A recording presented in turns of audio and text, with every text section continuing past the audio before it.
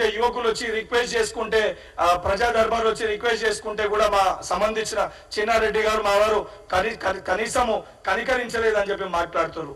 ఈ రోజు ఎక్కడ ఎవరికి ఇబ్బంది ఉన్నా ముఖ్యమంత్రి గారి ఇంటి దగ్గర కానీ మా దగ్గరికి కానీ మా స్వయాన మా గాంధీ భవన్ కానీ ఎక్కడ ధర్నా చౌక్ లో ధర్నాలు చేసినా మేము దాన్ని తప్పు పడతలేము. ఆ విద్యార్థులని ఆ యువకులని నిర్బంధించి కేసులు పెట్టి అక్రమ కేసులు పెట్టి మేము ఏదైతే ఉద్యమాన్ని ఆపే ప్రయత్నం చేస్తలేము, వాళ్ళ గొంతుల్ని నొక్కే ప్రయత్నం చేస్తలేము. ఈ ప్రజా పరిపాలనలో సమస్యలు మా దృష్టికి వచ్చినా వారు మా దగ్గర కలవనికి వచ్చినా వారి కోపంలో ఉన్న వారి కోపాన్ని కూడా స్వాగతిస్తున్నాము.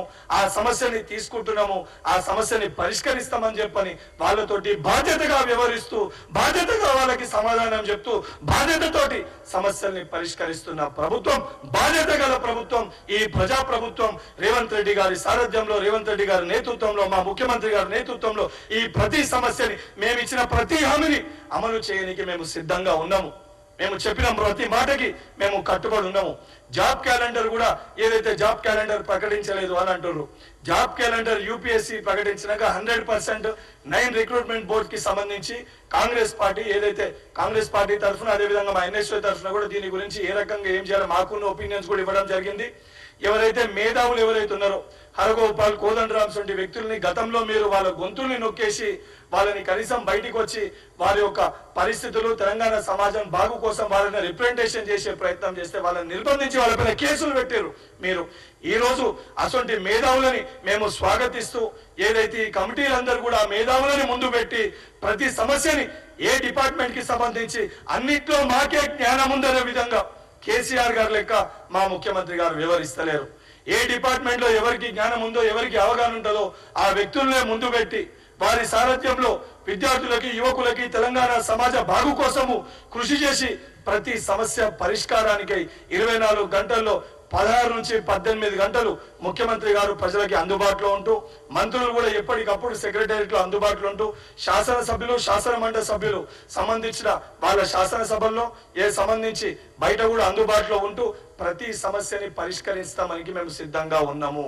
అన్నిటికీ మేము ఇచ్చిన ప్రతి హామీ కూడా మేము కంకణబద్ధులై ఉన్నాము. దానితో పాటు ఏదైతే జీతాల గురించి మీరు మాట్లాడారు, అసలు బీఆర్ఎస్ పార్టీ హయాంలో జీతాలు 15వ తారీఖు వాడి ముర్ర పెట్టుకున్నా కూడా జీతాలు రాని పరిస్థితి. ఈ రోజు 1వ తారీఖు గంట కొట్టినట్టు 1వ తారీఖే ఈ రోజు ఏదైతే ప్రభుత్వ ఉద్యోగులందరూ కూడా జీతాలు వస్తున్నాయంటే ఆ ఘనత, ఆ నిర్ణయం ఏదైతే మా ఫైనాన్స్ మినిస్టర్ భట్టి గారిది, మా ముఖ్యమంత్రి రేవంత్ రెడ్డి గారు తీసుకున్న ఒక నిర్ణయం. వేరే ఇతర సమస్యలు అన్నిటిపైన కూడా ఏదైతే కేబినెట్ లో చర్చించి ఈ పోస్టుల పెంపు పైన కానివ్వండి, డేట్ల పైన కానివ్వండి సంబంధించిన అందరితోటి చర్చించి ప్రభుత్వం తరఫున టీఎస్పీఎస్సీ కూడా ఒక రిప్రజెంటేషన్ ని పంపివ్వడం జరుగుతుంది. 100% టీఎస్పీఎస్సీ ఒక ఇండిపెండెంట్ బాడీ. ఏదున్నా ప్రభుత్వం తరఫున ఒక రిప్రజెంట్ చేసి ఈ సమస్యలు రిక్వెస్ట్ వచ్చినాయి దీనిపైన ఆలోచించండి అని చెప్పి నిర్ణయం తీసుకునే ఒక పరిస్థితి ఉంటుంది. మీ లెక్కదాన్ని ఇండివిజువల్ గా మా పరిధిలో ఉంటుంది, మేమే చేస్తామని చెప్పి కేటీఆర్ గారు గతంలో ట్వీట్ చేసినట్టు దాంట్లో పేపర్లు అమ్ముకునే విధంగా మీరు వివరించినట్టు ఈ ప్రజా ప్రభుత్వం వివరించదు. ఎవరి పని వారు చేస్తారు. మేము ఇచ్చిన ప్రతి హామీలకి మేము కట్టుబడి ఉన్నాము. నిజంగా మీకు విద్యార్థుల పట్ల యువకుల పట్ల చిత్తశుద్ధే ఉంటే కాకతీయ యూనివర్సిటీకో ఉస్మానియా యూనివర్సిటీకో 10 సంవత్సరాలు మీరు చేసిన పనిని పట్టుకొని మీరు రండి. ఉస్మానియా యూనివర్సిటీ ఆర్ట్స్ కాలేజ్ ముందైనా పర్లే, కాకతీయ యూనివర్సిటీ అయినా పర్లే, లేదా ఇతర తెలంగాణలో ఉన్న మహాత్మా గాంధీ తెలంగాణ ఏ యూనివర్సిటీ కన్నా మీరు రండి. ఏదైతే కాంగ్రెస్ పార్టీ పక్షాన ఎమ్మెల్సీగా నేను మీకు సూటిగా సవాల్ విసురుతున్నా. నేను ఆ యూనివర్సిటీకి వస్తా, 6 నెలల్లో మేమేం చేసినా మేము ఆధారాలతో చూపిస్తా, 10 సంవత్సరాలు మీరు ఎక్కడ విఫలమైన కూడా మేము చూపిస్తా అని చెప్పి హరీష్ రావు గారికి సూటిగా హెచ్చరిక జారీ చేస్తున్నాను.